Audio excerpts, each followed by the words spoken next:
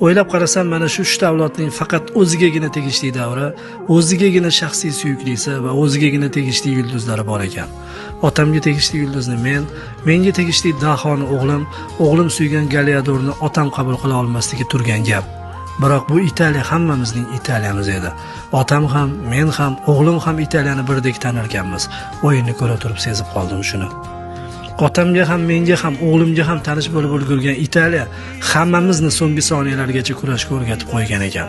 Hammamiz bir xil holatda muxlislik qilib o'tirdik. Oxirigacha. Yo'g'ay hozir uradi derdi otam, men va o'g'lim. Oxirgi soniyalarda bo'lsa ham g'alabani yulqib oladi degan ishonch hammamizning ko'zimizda, tungi uchlarda ham yaqqol ko'rinib turardi. Lekin futbol yovuz o'yin ekan. Bir asrda bir marta bo'lsa ham noto'g'ri yo'lda ketayotganlarni bir martaga bo'lsa ham jazolar ekan. Bu voqea otam 70 ni qoralayotganda, men 40 dan oshganimda o'g'lim 18 ga kirganda sodir bo'ldi.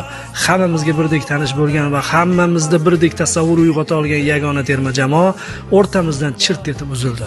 Moviy libos dasturxon ustiga yoyilib tushgandek bo'ldi.